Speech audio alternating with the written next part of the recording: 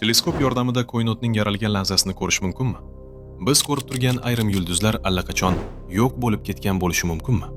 Agar tungi osmon aslida shunchaki fazo emas, balki tarix bo'lsa-chi? Teleskoplar vaqt ichida sayohat qilmaydi. Ular faqat yorug'likni to'playdi. Yorug'lik esa bizgacha yetib kelishi uchun vaqt talab qiladi.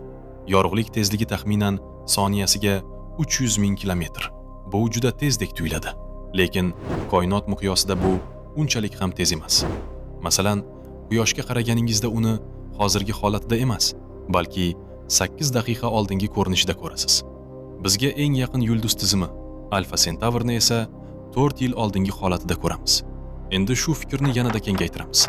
Agar bir galaktika bizdan 1 milliard yorug'lik yili uzoqlikda bo'lsa, demak biz uni 1 milliard yil oldingi holatida ko'ryapmiz. Bu nazariya emas, bu geometriya va fizika qonunlariga asoslangan haqiqatdir. Demak, fazoga qanchalik uzoq qarasak, vaqt bo'ylab shunchalik olis o'tmishga nazar tashlagan bo'lamiz. Koinotning yoshi taxminan 13,8 milliard yil. Eng qadimgi galaktikalardan chiqqan yorug'lik biz tomonga milliardlab yillar davomida yo'l bosib kelgan. Teleskop ana shu qadimiy nurni tutib olganda, aslida u koinotning juda uzoq o'tmishidan kelgan xabarni qabul qilgan bo'ladi. Buni momaqaldiroq misolida tushunish mumkin. Avval chaqmoqni ko'ramiz, keyin esa momaqaldiroq ovozni eshitamiz. Faqat bu yerda gap soniyalar haqida emas, milliardlab yillar haqida ketyapti. Astronomiya boshqa fanlardan shu jihati bilan farq qiladi. U bevosita tajriba o'tkazib bo'lmaydigan obyektlarni o'rganadi. Shuning uchun olimlar bu jismlardan kelayotgan yorug'likni tahlil qiladi. Chunki yorug'lik o'zida juda ko'p ma'lumotni olib yuradi. Harorat, tarkib, tezlik, harakat va boshqa xususiyatlar. Uzoq galaktikalar haqida biladigan barcha ma'lumotlarimiz aynan shu yorug'likni o'qish orqali olingan. 1995-yilda olimlar Hubble kosmik teleskopi yordamida juda jasoratli tajriba o'tkazishdi. Ular teleskopni osmonning bo'm-bo'shdek ko'ringan juda kichik bir qismiga qaratishdi. Bu hudud qo'lingizni oldinga cho'zganingizda ko'rinadigan qum donasidek kichik edi. Teleskop o'sha nuqtaga bir necha kun davomida tikilib turdi. Natija esa hayratlanarli bo'ldi. Avval bo'sh deb o'ylangan o'sha joyda minglab galaktikalar borligi ma'lum bo'ldi. Ularning ayrimlari 12 milliard yildan ham qadimgi edi. Bu tasvir keyinchalik Hubble Deep Field deb nom oldi. U shuni isbotladiki, koinot biz o'ylagandan ancha gavjum va ancha qadimiy. Xo'sh, olimlar bu galaktikalarning yoshini qanday aniqlaydi? Buning uchun ular qizil siljish, ya'ni redshift deb ataladigan hodisadan foydalanadi. Koinot kengaymoqda. Bu holat ilk bor 1920 yillarda Edwin Hubble tomonidan kuzatilgan. Galaktikalar bizdan uzoqlashgan sari ulardan kelayotgan yorug'lik cho'ziladi.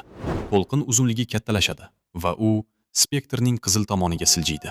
Qizil siljish qancha kuchli bo'lsa, galaktika shuncha uzoq va shuncha qadimiy bo'ladi. Bu taxmin emas. Uni aniq o'lchash va matematik jihatdan hisoblash mumkin.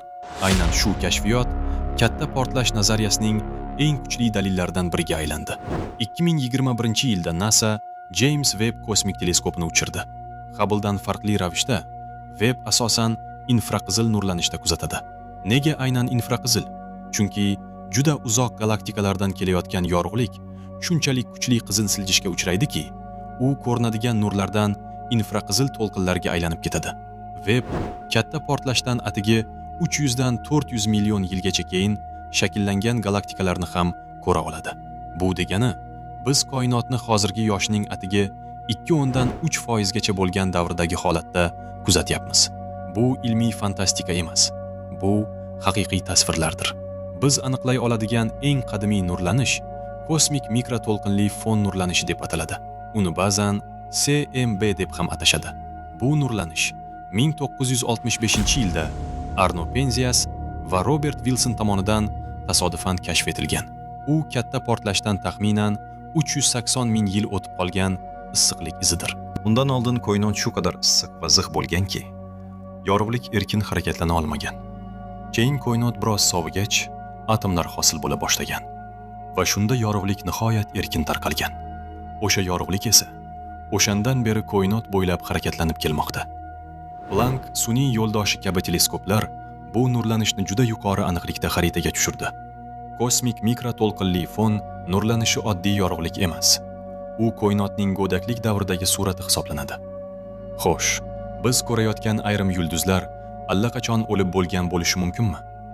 Ha, albatta. Uzoq yulduzlarga qaraganimizda biz ularni hozirgi holatida emas, balki yillar, ming yillar, hatto million yillar avval qanday bo'lgan bo'lsa, shunday ko'ramiz. Ulardan ba'zilari allaqachon supernova portlashi bilan yo'q bo'lib ketgan bo'lishi mumkin. Faqat bizga bu xabar hali yetib kelmagan. Koinot bizga voqealarni real vaqt rejimida ko'rsatmaydi, ammo buning ham chegarasi bor. Biz eng boshiga qadar qaray olamizmi? Yo'q. Ko'ra olishimizning bir chegarasi mavjud.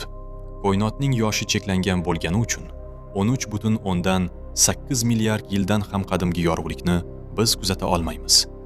Biz katta portlashning aynan o'zini emas, faqat undan keyingi izlarni ko'ra olamiz. Shundan narida esa kuzatiladigan koinot deb ataladigan chegara yotadi. Bu mavjudlikning cheti emas. Bu shunchaki yorug'lik bizgacha yetib kelishga ulgurgan hududning chegarasidir. Har bir teleskop aslida vaqt mashinasi. Ammo u vaqtni egmaydi. U shunchaki qadimiy yorug'likni yig'adi. Siz uzoqdagi galaktikaga qaraganingizda uning hozirgi holatini emas, milliardlab yillar oldingi ko'rinishini ko'rasiz. Demak, tungi osmon shunchaki boshimiz ustida emas. U biz ortda qoldirgan vaqtning o'zidir. Va siz ko'rayotgan har bir yulduz o'tmishdan kelgan bir xabardir.